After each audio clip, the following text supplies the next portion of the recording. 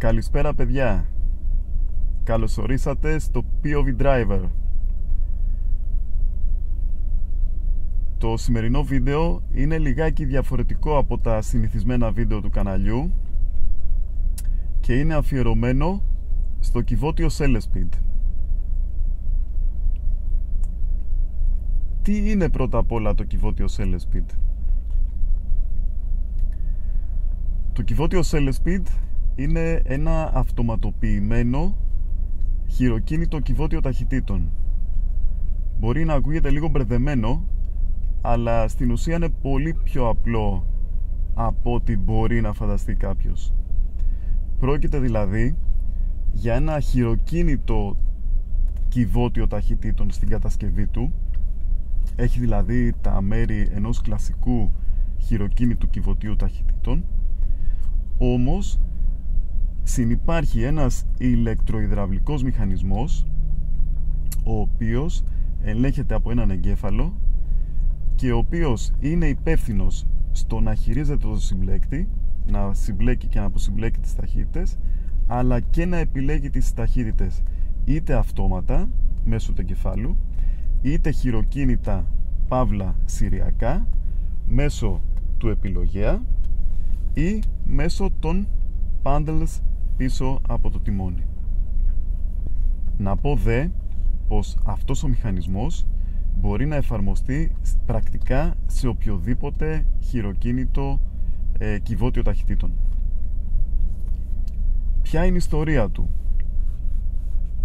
Το κυβότιο Celespeed παρουσιάστηκε για πρώτη φορά το 1999 στην Αλφα Ρωμαίο 156 από την Αλφα Ρωμαίο. Το κατασκευάζει η Magneti Marelli, αυτόν τον ηλεκτροϊδραυλικό μηχανισμό, και έχει εφαρμοστεί και σε άλλα αυτοκίνητα πέρα από την Αλφα Ρωμαίο. Ο ίδιος μηχανισμός τοποθετούταν στα κυβότια SMG των BMW και σε κάποια αντίστοιχα κυβότια των Mercedes. Στην Αλφα Ρωμαίο συνεχίστηκε να τοποθετείται μετά την 156 στην 147 και στη GT, όπως είναι το αυτοκίνητο που οδηγώ εγώ σήμερα. Συνεχίστηκε μετά και σε άλλα μοντέλα της Fiat, όπως είναι, ας πούμε, το πολύ γνωστό 500, στην Maserati, στην Ferrari, ενώ οι καταβολές του προέρχονται από την Φόρμουλα 1. Πώς ξεκινάς τώρα ένα αυτοκίνητο το οποίο είναι εξοπλισμένο με ένα τέτοιο κυβότιο Celespeed? Όπως βλέπετε, ήδη έχω βάλει εγώ μπροστά και είμαστε στο ρελαντί. Επιλεγμένη είναι η νεκρά. Για να βάλεις μπροστά, το μόνο που έχεις να κάνεις είναι να πατήσεις το φρένο και να γυρίσεις τη μίζα. Σε κάποια χειροκίνητα κυβότια μπορεί να έχετε διαβάσει στο βιβλίο του κατασκευαστή ότι είναι προτιμότερο να πατάτε το πεντάλι του συμπλέκτη προκειμένου να βάλετε μπροστά. Στα αυτόματα συνήθως πατούμε το φρένο και βάζουμε μπροστά. Έτσι, κατά τον ίδιο τρόπο, βάζουμε και σε ένα κυβότιο τύπου Celespeed. Όταν σταθμεύουμε, ο κατασκευαστής λέει ότι είναι προτιμότερο το αυτοκίνητο να έχει κλειδωμένη μια ταχύτητα μέσα, η οποία μπορεί να είναι είτε η πρώτη είτε όπισθεν. Οπότε ποτέ μην αφήνουμε ένα κυβότιο Celespeed με νεκρά όταν είναι παρκαρισμένο. Όταν όμως βάζουμε μπροστά, αυτόματα αποσυμπλέκεται η ταχύτητα και το κυβότιο τίθεται σε νεκρά, περιμένοντας τον οδηγό να τοποθετήσει την επόμενη ταχύτητα. Για να προχωρήσουμε τώρα, αφού είναι επιλεγμένη νεκρά, θα πρέπει να βάλουμε μία ταχύτητα μπροστά στο κυβότιο. Αυτή μπορεί να είναι αποστάση είτε η πρώτη, με τον επιλογέα προς τα μπροστά, είτε η δευτέρα, είτε η όπισθεν, με τον επιλογέα, όπως δείχνει η εικόνα, προς τα δεξιά και πίσω.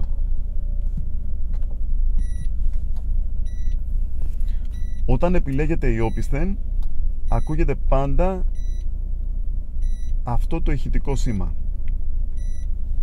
Για να πει νεκρά, κάνουμε την επιλογέα στα δεξιά και βάζουμε νεκρά.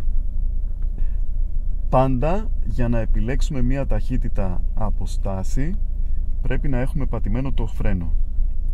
Διαφορετικά δεν πρόκειται να κάνει τίποτα.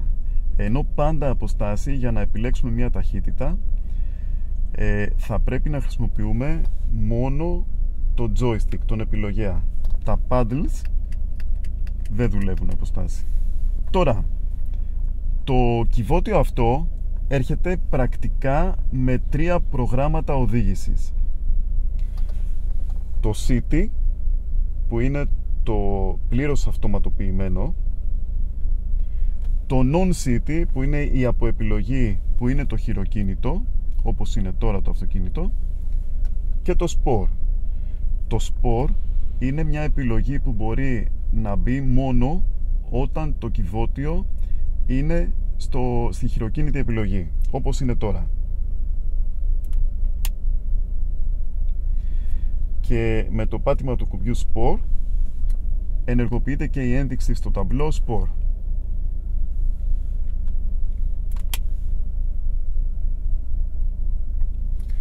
Στην επιλογή City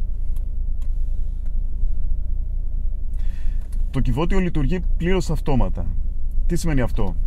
Ότι αντί για τον οδηγό, ο εγκέφαλος είναι αυτός που επιλέγει πότε θα αλλάξει ταχύτητα, είτε προς τα πάνω είτε προς τα κάτω. Ο εγκέφαλος λειτουργεί με γνώμονα κατά κύριο λόγο την οικονομία. Αλλάζει δηλαδή ταχύτητες όσο το δυνατόν πιο νωρίς μπορεί. Βέβαια, ακολουθεί και τον τρόπο οδήγησης του οδηγού.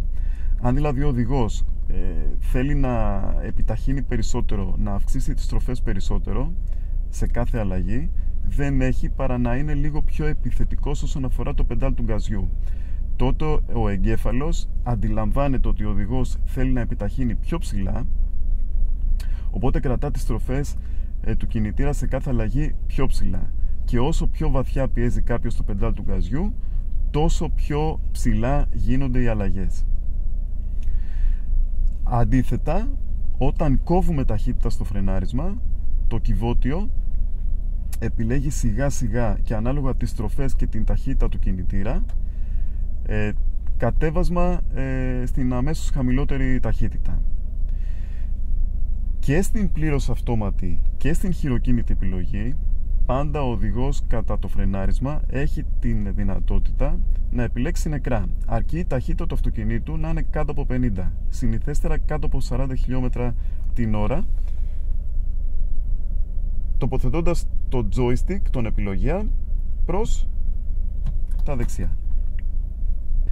Στη χειροκίνητη επιλογή, ο οδηγός αλλάζει τις ταχύτητες είτε μέσω του επιλογέα προς τα πάνω, πηγαίνοντας το joystick μπροστά, και προς τα πίσω, κατεβάζοντας ταχύτητα. Μπορεί να κάνει το ίδιο από τα paddles, δεξιά προς τα πάνω και αριστερά προς τα κάτω.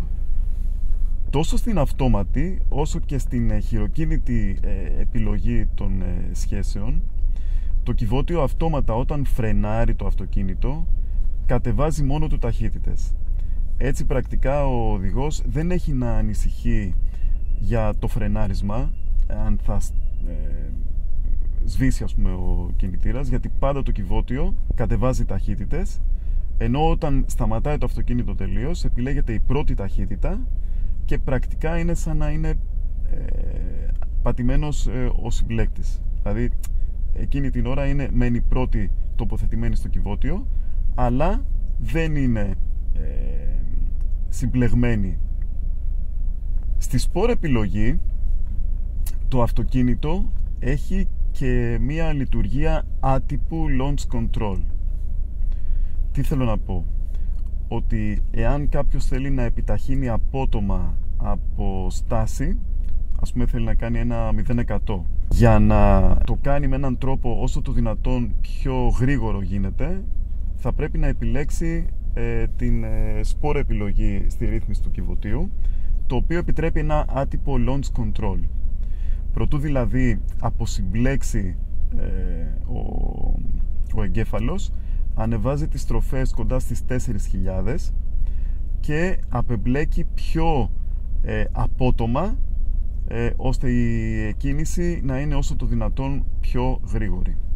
Μια πολύ συχνή ερώτηση ανθρώπων οι οποίοι θέλουν να δοκιμάσουν ένα αυτοκίνητο με ένα LSpeed ή οδηγούν ήδη σε LSpeed είναι εάν χρειάζεται ο οδηγός να αφήνει το πεντάλι του γκαζιού κατά τις αλλαγές των ταχυτήτων, όπως κάνουμε σε ένα κλασικό χειροκίνητο κυβότιο.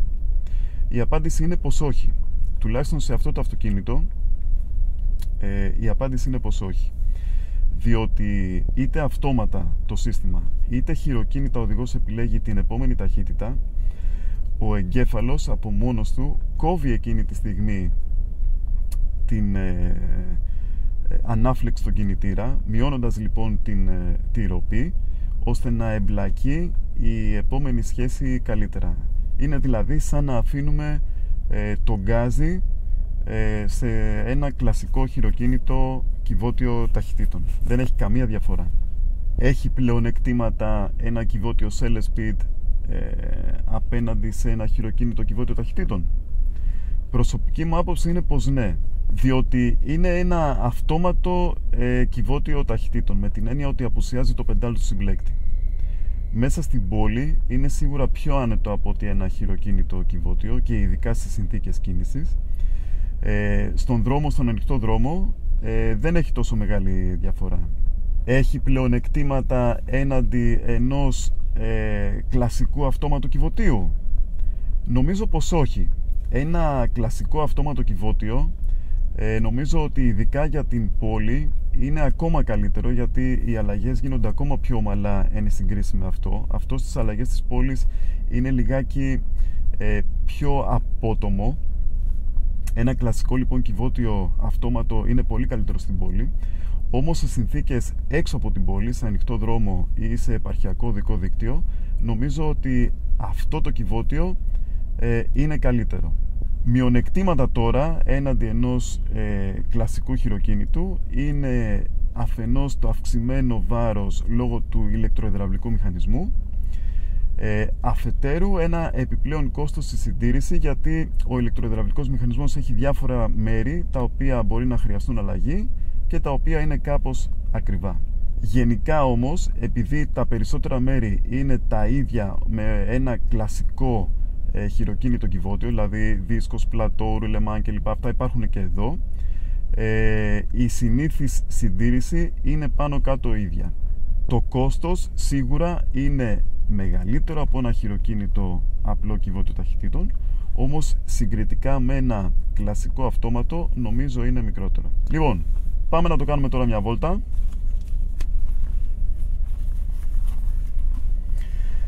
Πάμε να το κάνουμε λοιπόν μια βόλτα, να δούμε και στην πράξη πως οδηγεί. Λοιπόν, έχω επιλέξει για τώρα την επιλογή City, που είναι το πλήρως αυτόματο. Λύνουμε χειρόφρενο. Κουμπάκι City για την επιλογή μεταξύ αυτόματου και χειροκίνητου. Κουμπάκι Sport για την επιλογή Sport στην χειροκίνητη επιλογή. Και πάμε. Πρέπει να επιλέξουμε και την πρώτα. Φύγαμε.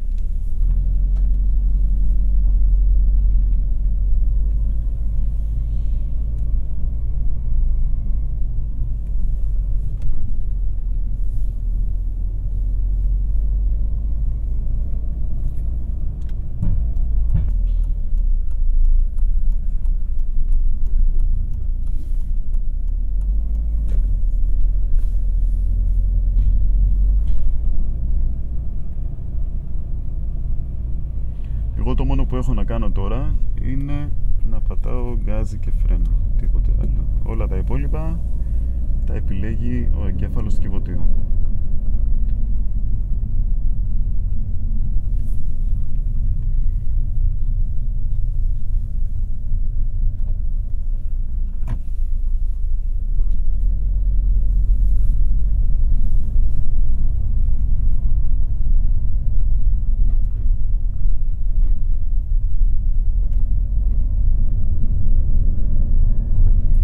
Λοιπόν, υπό νορμάλ συνθήκες οι αλλαγές γίνονται περίπου στις 2-2.500, κάπου εκεί.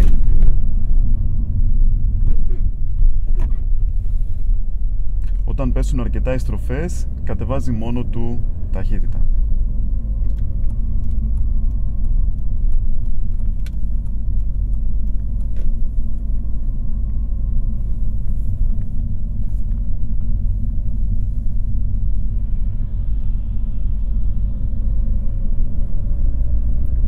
Όταν όμως χρειαστεί,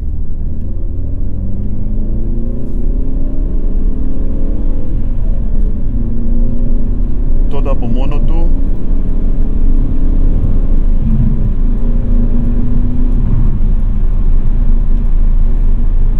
αλλάζει στροφές πιο ψηλά.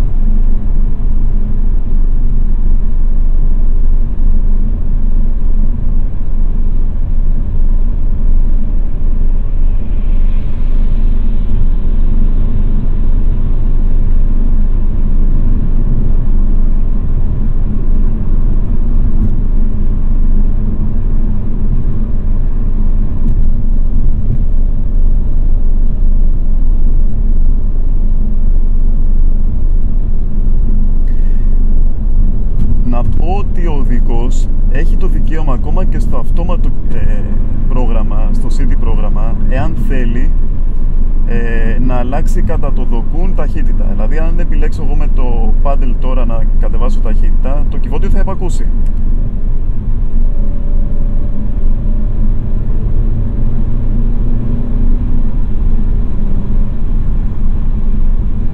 Ενώ φυσικά αν απαιτηθεί με το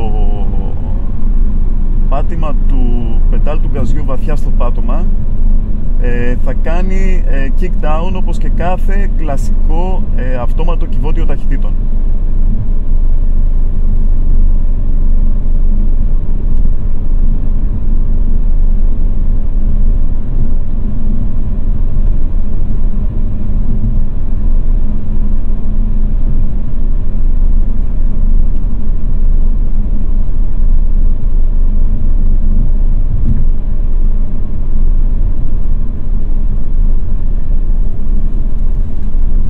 Επιλέξουμε τη χειροκίνητη τώρα επιλογή. Τώρα ο έλεγχος είναι στα χέρια του οδηγού. Με το paddle το αριστερό ή με το joystick προς τα κάτω κατεβάζουμε ταχύτητα, με το paddle το δεξί ανεβάζουμε ταχύτητα. Τόσο στη χειροκίνητη όσο και στην αυτόματη επιλογή το κατέβασμα συνοδεύεται πάντα από rev matching, το οποίο γίνεται αυτόματα.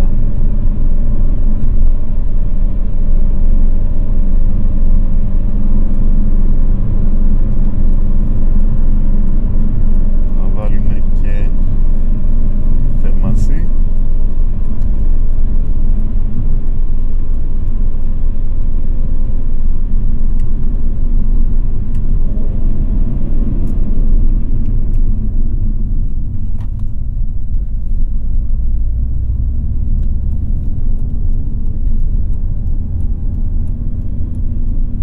Τώρα κατέβασα εγώ ταχύτητα χειροκίνητα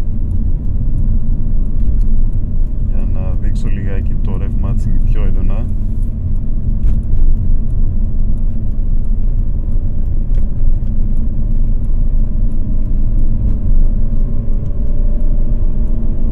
Στη χειροκίνητη φυσικά επιλογή οι ταχύτητες αλλάζουν όποτε το επιθυμεί ο οδηγός, προφανώς.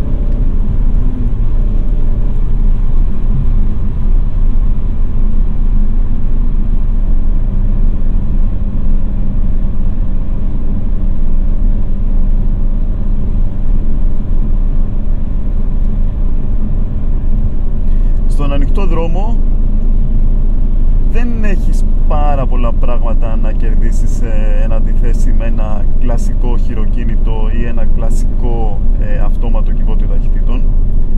Νομίζω ότι το μεγάλο κέρδος έρχεται στον επαρχιακό δρόμο. Σε κάποια ορεινή διαδρομή, ας πούμε, με πολλές στροφές που απαιτούνται συχνές αλλαγές ταχυτήτων, με αυτό το κυβότιο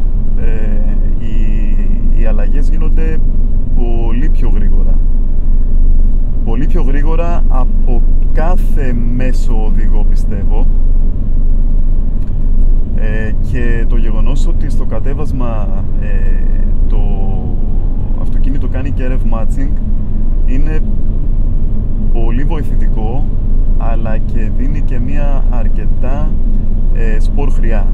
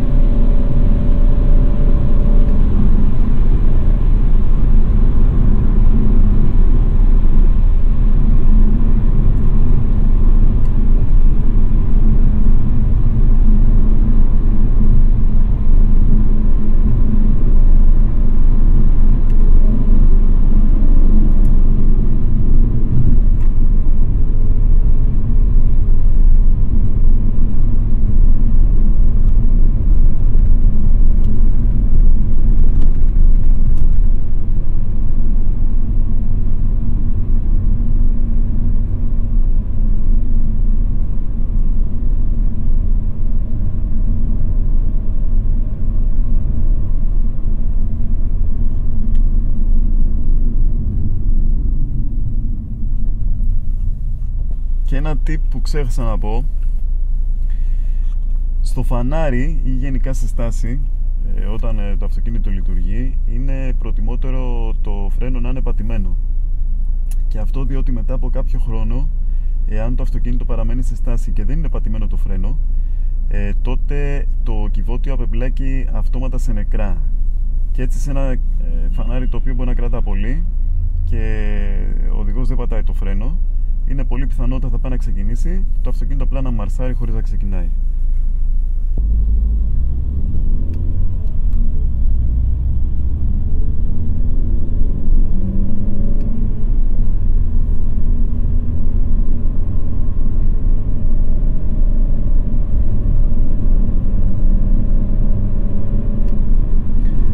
Εγώ να σας πω την αλήθεια, Προτιμώ πάντα το αυτοκίνητο να το δουλεύω σε χειροκίνητη λειτουργία, ακόμα και μέσα στην πόλη, γιατί βρίσκω ότι ο εγκέφαλος, όσο καλός και να είναι, δεν μπορεί να πιάσει αυτό που εγώ έχω στο μυαλό μου για το πότε θέλω να αλλάξω ταχύτητα.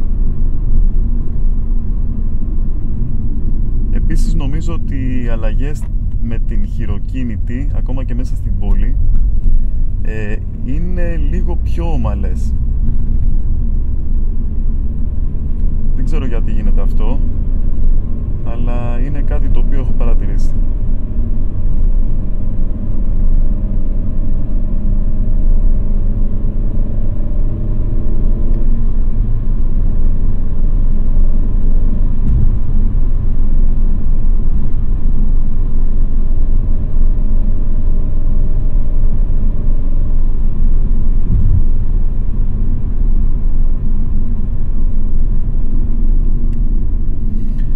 Πολλοί με έχουν ρωτήσει εάν αυτά τα κυβότια βγάζουν προβλήματα. Εγώ μέχρι τώρα, 2 χρόνια που το έχω το αυτοκίνητο αυτό στα χέρια μου, δεν είχα κάποιο πρόβλημα, πέρα από έναν κολλημένο διακόπτη σπορ, ο οποίος πέταγε το κυβότιο σε failure mode, αλλά δούλευε κανονικά. Και βρήκαμε ότι απλά έχει κολλήσει ο διακόπτης σπορ, τον οποίο αλλάξαμε και εξαφανίστηκε και η ένδειξη. Κάποιο άλλο πρόβλημα δεν είχα. Όμως να πω ότι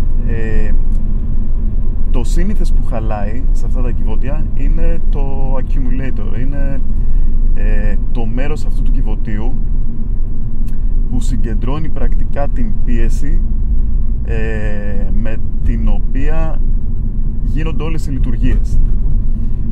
Αυτό το μέρος του ηλεκτροϊδραυλικού αυτού μηχανισμού έχει 2 φάσεις, μία υγρή και μία αέρια, και είναι το πρώτο από τα πράγματα που συνήθως χαλάνε, με συνέπεια μετά να ακολουθεί και η αντλία του cell speed. Και δυστυχώς ακόμα και με την καλύτερη συντήρηση, το accumulator αργά ή γρήγορα θα χαλάσει. Οπότε εάν κάποιος ψάχνει αυτοκίνητο cell speed να αγοράσει, να σιγουρευτεί ότι το accumulator έχει αλλάχθει πρόσφατα. Διαφορετικά, εάν του βγάλει πρόβλημα, θα πρέπει εκτός από το accumulator να αλλάξει πιθανά και την αντλία του cell speed. Οι ηλεκτροβαλβίδες επίσης βγάζουν κάποιες βλάβες, με συνηθέστερο σύμπτωμα την αδυναμία επιλογής ταχυτήτων. Ενώ δεν είναι και σπάνιες διαρροές λαδιού από διάφορα σημεία του συστήματος, οι οποίες όμως επισκευάζονται εύκολα. Το βασικό είναι να βρείτε κάποιον τεχνικό ο οποίος να γνωρίζει το σύστημα, τα αδύνατά του σημεία και πώς να το φτιάχνει. Γιατί δυστυχώς οι περισσότεροι, επειδή δεν το ξέρουν, έχουν την εύκολη επιλογή για κάτι το οποίο είναι πάρα πολύ απλό και μπορεί να είναι μια ηλεκτροβαλβίδα η οποία θα στοιχίζει μερικές δεκάδες ευρώ για την επισκευή, να ζητούν από τους πελάτες να αλλάζουν όλο το σύστημα, το οποίο κάνει κάποιες χιλιάδες ευρώ.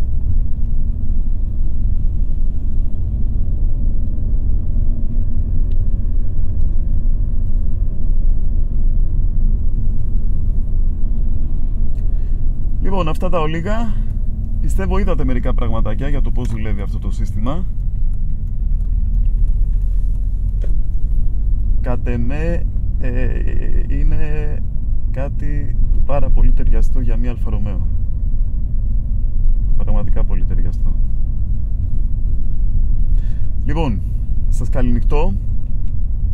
Σε επόμενο βίντεο πιστεύω ότι θα σας έχω μια πάρα πολύ ωραία αισθητική αναβάθμιση για την 147 μου. Λοιπόν, μάγκες, σας χαιρετώ.